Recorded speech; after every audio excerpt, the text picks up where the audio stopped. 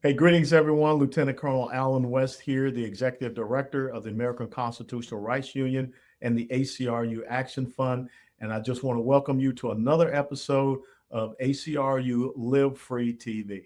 We're going to continue on with our series where we're talking to duly elected constitutional law enforcement officers, sheriffs from across the country, and some of the issues, some of the obstacles, some of the impediments they're running into as they try to protect the citizens in their respective counties and honor the oath that they took, as well as making sure that they are getting criminal, illegal immigrants off the streets as they work with ICE under what you all know now as the 287G program. So for this episode, we're joined with Sheriff Kyle Burton of Mille, Minnesota. That's a county there in Minnesota. And we want to understand some of the experiences he's had because without a doubt, we see Minneapolis, St. Paul in the news a lot. But let's really understand what's happening in some of these other jurisdictions there in Minnesota. So Sheriff Burton, thanks for joining us and welcome to Live Free TV. Thank you, Colonel West. Thanks for having me. I'm happy to be here. You're one of our recipients of our Defender Award, and we started the Defender Initiative because we saw how the ACLU and other, state governments were going after sheriffs who were trying to do the right thing and protecting their citizens in their respective jurisdictions. Kind of give us a little idea about your background, and of course, where Mille County is located there in Minnesota. Sure. So we are about an hour north of the Minneapolis area, roughly an hour north of there. So definitely not part of the metro area. We have a population of about 27,000 people. That's just, residents that live here. Obviously, we're kind of a pass-through county. A lot of folks pass through our county on their way up to northern Minnesota to go to their lake cabins or vacations. And so sometimes our populations can increase on the weekends for that purpose. But anyway, a little bit of background on me. I've been with the sheriff's office here now for almost 22 years. I've served in a variety of roles in that time, everything from road patrol to canine, SWAT. I was a sergeant for a couple of years. I was the chief deputy, and then I was elected sheriff in 2022, took office in 2023. Prior to serving here in Mille County, I actually served with the Hennepin County Sheriff's Office down in Minneapolis for about 4.5 years, working in the adult detention center or the jail prior to coming here. How have you seen things change there in Minnesota, let's say in the past 8 to 10 years, when you talk about law enforcement, especially as it relates to sheriffs and the counties? Yeah, I mean, obviously a lot has changed, particularly everything that's happened in the wake of May of 2020 in Minneapolis. We're familiar with the incident with George Floyd and Derek Chauvin and all of the civil unrest and rioting and looting that happened after that. Law enforcement, even I would go back before that to the Michael Brown incident in Ferguson, Missouri. Yeah. That's when I really started to notice a change in it. And a lot of these political narratives were generated as a result of that, many of which, by the way, of course, as you know, were proven to be false, the hands up, don't shoot, and that kind of stuff. But then that sort of carried into what we saw happen in Minneapolis. And the effect of that on law enforcement was we have had a difficult time sort of ever since recruiting folks to come into this line of work. A lot of good people have left because of it. A lot of people have seen what happened in Minneapolis. A lot of Minneapolis officers left as a result of what happened during the 2020 riots. And there's a lot of other, I think, young people that were sitting on the sidelines contemplating that for a career that were watching that and had second thoughts about even getting into this line of work as a result of it. So it's been challenging. There's still a lot of agencies in my state, Minneapolis in particular, that are extremely short on police officers. We're very blessed here in my agency that we are fully staffed. Mm-hmm. But I also work in a community that supports law enforcement and appreciates us. And we don't have people rioting and protesting and some of the things that you've seen in some of these other larger cities around the country.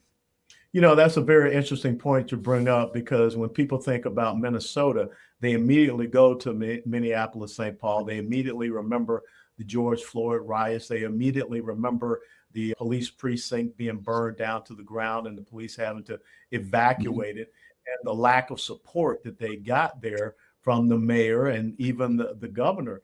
Have you seen any flooding, because you say you're an hour north of that metropolitan area?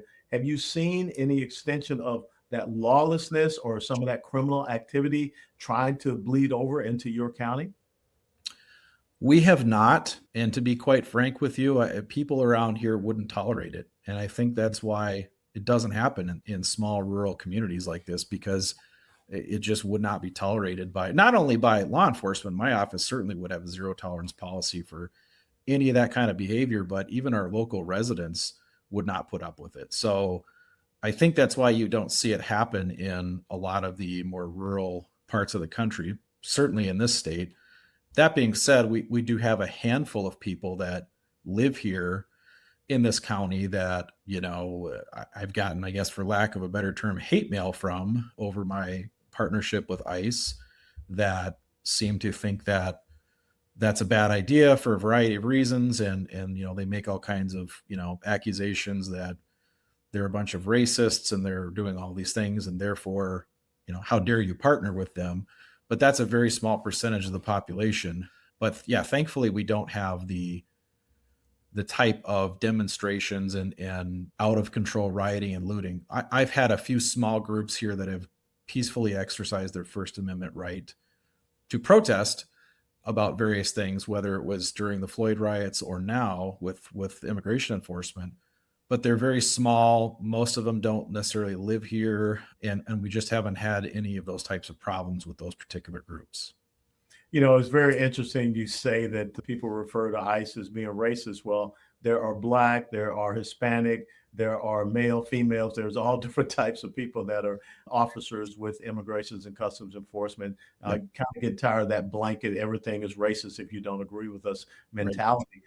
Now, let's talk about you and your participation and your cooperation with ICE under the 287G program. We know that there are three different models to the 287G. Which one of those models, or all three, do you participate in? So we're in the task force model.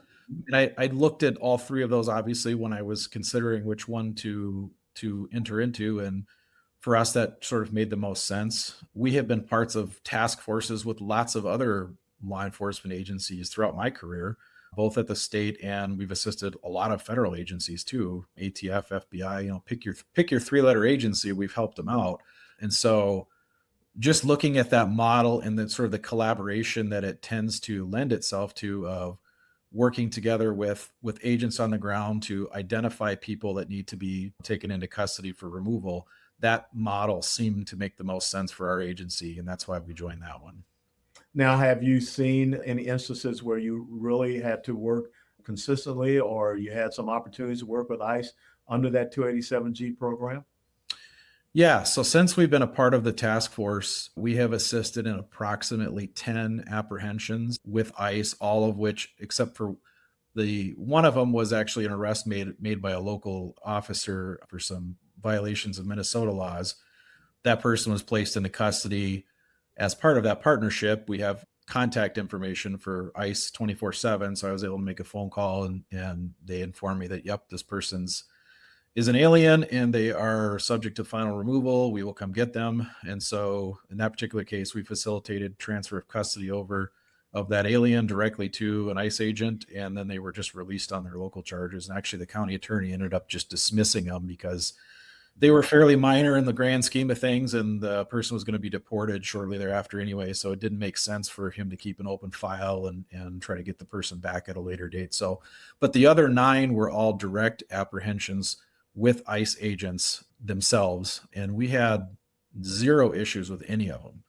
I mean, there was no use of force issues. I mean, all of the aliens that we took into custody were cooperative. We didn't have any problems with any of it. And didn't have any protesters coming out interfering with anything. It was a very smooth operation. So without a doubt, did I say it right? It's Mille. Mille County Yeah. is definitely not a sanctuary county for legal immigrants and criminal illegal immigrants. No. But let's talk about the real issue, because with so many of the sheriffs we have spoken with, it's the state governments, it's the Attorney General's office, it's the governor's office that are causing the problems for the duly elected constitutional law enforcement officers like yourself and your jurisdictions trying to do the right thing. Talk to us about some of the pressures you've had from Attorney General Keith Ellison of Minnesota. with whom I served in Congress with, and never had a great relationship with him anyhow. Yeah, not long after I signed the 287G task force agreement with ICE, I got a letter from Attorney General Ellison. I believe it was back in September, and he never actually contacted me directly. He never picked up the phone and called me, never sent me a personal email. Of course, it was from one of his aides that sent the letter, but basically telling me that in his opinion, I didn't have the authority to enter into the agreement with them because I didn't at that time involve the County Board of Commissioners. And basically he was going to give me, it was a sort of an ultimatum, like I'm going to give you until October, I think it was the 15th, to enter into, in his opinion, a legal agreement by involving the county commissioners. Otherwise, he was going to render an official opinion on it.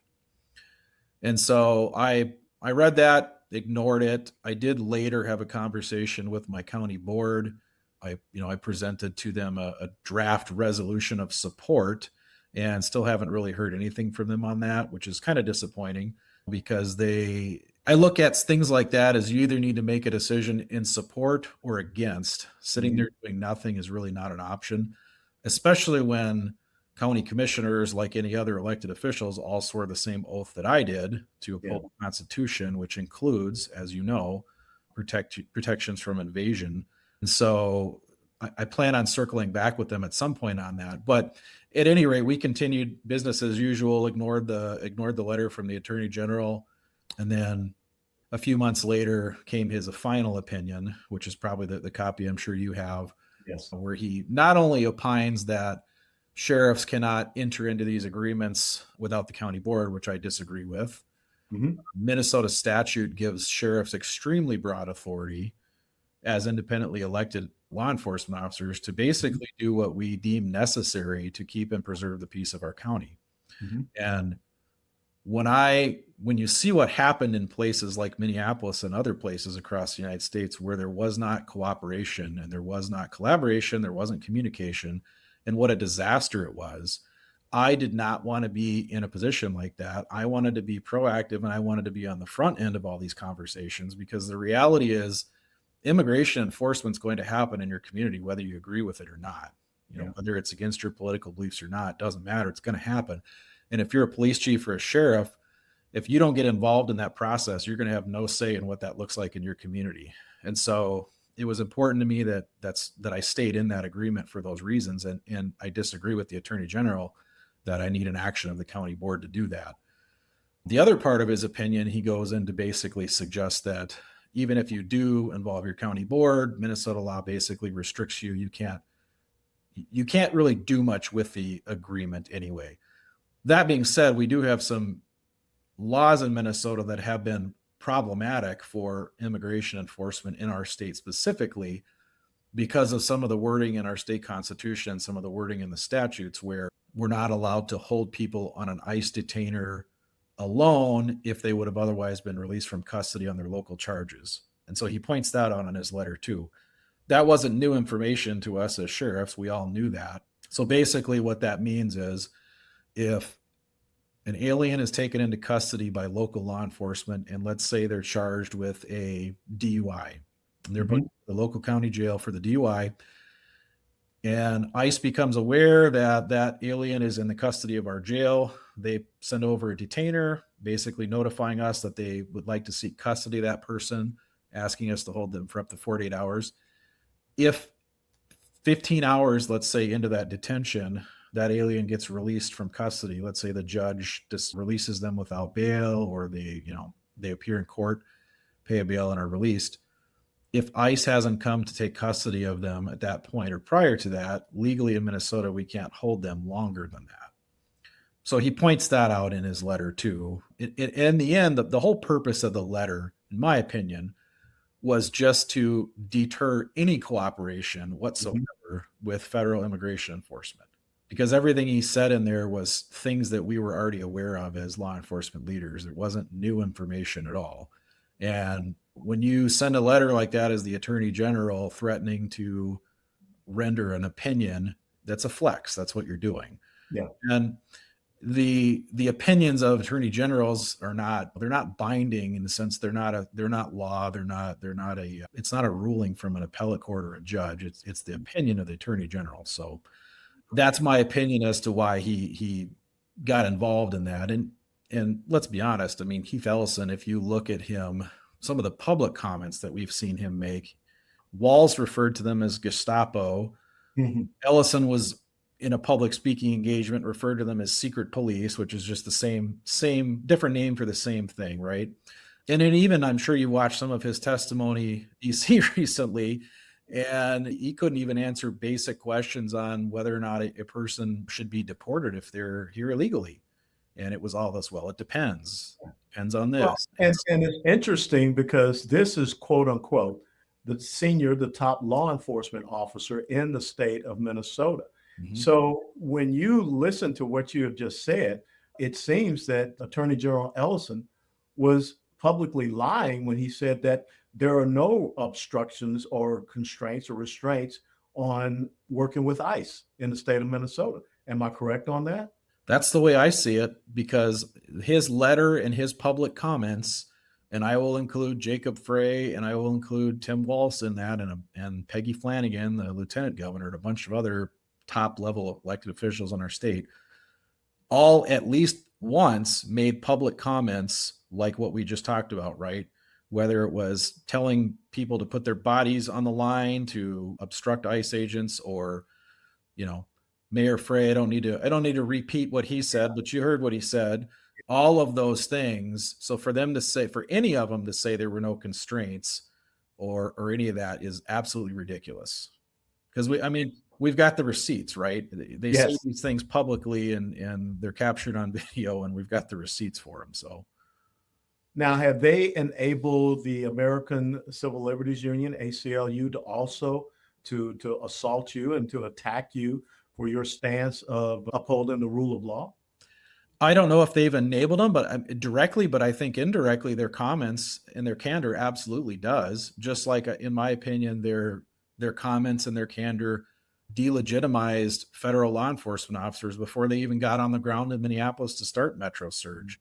And so, when you hear that kind of rhetoric coming out of top level leaders, I think it absolutely emboldens people like the ACLU and others to do certain things, whether it's them or it's people out in the street physically obstructing law enforcement officers. You don't need to send them an email telling them to do that. When you conduct yourself in a certain fashion and set that type of example, I think it opens the door for it. And certainly the ACLU was I was getting very early on into this, I was getting public data requests from them, when I know a bunch of other sheriffs were too, about our involvement in it. And the media, has been just obsessed over this. I can't tell you how many media outlets I've spoken to over the last 6 months. It's a sick obsession, I think. It's and a lot of it's just the same conversation on repeat. And we explain what a detainer is and what we can and can't do, and people don't seem to understand that. So then we got to re-explain it, and it's bizarre. Do you get a sense that what is happening is leftist harassment, lawfare, things of this nature, trying to get you to buckle down, even though what you're doing is what, as you stated earlier in our segment, this is what the people of your county want. But yet it's these external actors and influencers that are trying to undermine you as a duly elected constitutional law enforcement officer. That's exactly what's happening. And I've gotten plenty of hate mail and some postcards that I'll save for a scrapbook someday that are pretty colorful, as you can imagine. Even referring to me or folks that work for me as, Gestapo scum and other names like that. And the reality is, like I told you, we've taken these 10 people into custody. Nobody's constitutional rights were violated. There was no use of force issues. And I think, had you seen more cooperation and collaboration in Minneapolis, for example, during Metro Surge, you would have seen a lot less problems. Because I will be the first to admit, based on some of the videos that I saw, there were some poor decisions made by some federal agents that happened down there too. Definitely, there was a lot of problems with Metro Surge. And Tom Homan, when he came in and kind of took over running that, identified a lot of those problems and worked on started to clean those up. But, I think when you've got a situation like that where you've got a mass deployment of folks from there, most of those guys that were there were not even from Minnesota. They weren't Minnesota based. They were CPB guys out of who knows where, and or Homeland Security folks. They get deployed there, and then they're deployed into a very hostile environment. Mhm. And they're, at the end of the day, they're masters of their craft, but their craft is not mobile field force and riot control and dealing with people that are actively obstructing law enforcement in the streets. That's better suited for local PD and sheriff's office to take care of. And had that partnership been there and you'd have seen more of that, I think there would have been a lot less of those problems that happened between those agents and the public. And also, I think too, when you pair federal law enforcement officers with your locals, I think it reinforces good standards, appropriate standards for conduct in law enforcement that everybody understands and accepts. In other words, if you see somebody, you know, giving a protester the middle finger, which we did see happen, hey, knock that off. We don't do that here. That's not how we conduct ourselves here. Yeah. And I think you bring up a great point in that if you do have the local Minneapolis St. Paul police and the Hennepin County agencies working with ICE to say, okay, we're going to make sure that you have a safe and secure environment to go in and get these people that are Mhm. here criminally and illegally on top of that. But you have seen that breakdown. Even if they had, kept these individuals detained in these law enforcement facilities and did the peaceful transfer to ICE, but there's been a complete thumbing of the nose when it comes to understanding our law and also understanding that obstructing, impeding, and interfering with federal law enforcement operations, that's a felony offense as well. It is, and you can also be charged locally. We've got Minnesota statutes that cover that too. That certainly, I mean, if you remember back, shortly after Alex Preddy was shot, a Mhm. video came out, I think a week or two later, of him 10 days earlier interacting with some ICE agents and actually causing a significant amount of damage to a squad car. Yeah. He certainly could have been arrested by Minneapolis PD for doing that and thrown in jail, and it's entirely feasible that he wouldn't have been out on the street, 10 days later, and the events that led up to him losing his life may not have happened. I mean, it's possible. You have to at least be willing to consider that had some of these people been taken into custody and held accountable for their behavior, maybe we would have had different or better outcomes than we did.